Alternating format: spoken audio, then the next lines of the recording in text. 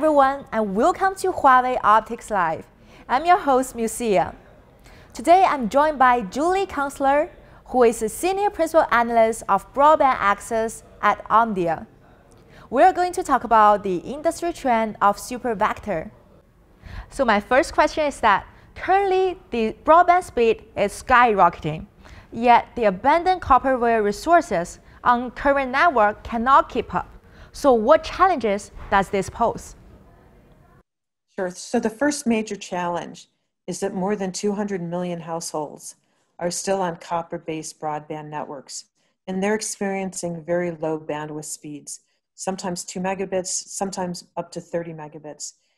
This means that they cannot take advantage of higher bandwidth applications, such as e-education, remote education, HD TV, online gaming. Second, copper-based networks are really constrained by what we call the local loop, the copper local loop lengths. And those lengths have to be shortened to be able to provide higher copper-based bandwidth speeds. But in order to do so requires investment. And that investment concerns operators because they know that ultimately, whether in 10 years, 15 years, 20 years, they will want to go to fiber-based networks. So how can they invest now in copper and ensure that they can reuse those investments in the future? So how could traditional copper wire network quickly improve the network performance with the lowest input? There are several actions that an operator can undertake, and Huawei is helping operators be successful with this. The first is to look at their plans and to ensure that whatever investments they make in their copper network today can be reused, whether it's ductwork, fiber to the curb, deployments and such, can be reused in the future. Second, Huawei has developed software and tools so that operators can know ahead of time how much bandwidth their copper-based networks can actually support. And this is very important because there's a technology called super vectoring, which is the next stage in copper-based bandwidth upgrades. And not only does Huawei have solutions for super vectoring, but they can help operators identify where super vectoring is going to work, and by reducing some of those copper loop lengths, how to get bandwidth up to 300 megabits and beyond. And finally, there's a Huawei technology called the curb PON.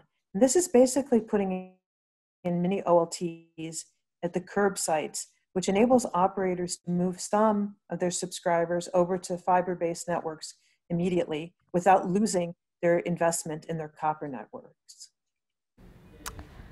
Thank you, Julie, for your answer. So what advice would you give to traditional copper line operators? The most important thing is to begin to plan their migration to higher bandwidth speeds on copper and be able to reuse those investments when they move to fiber and do the coordination between their copper upgrades and their future fiber plans.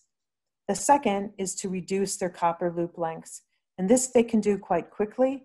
And with the right technology, they can know where they're going to get the biggest increase in their bandwidth and keep their subscribers the happiest. The other thing that we're seeing with super vectoring, with the right coordination, the investments that they make in fiber to the curb can be reused in fiber to the home, which really solves their business case issues.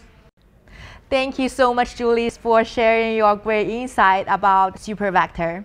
This brings us to the end of today's Huawei OptiXLive. Thank you so much for joining us.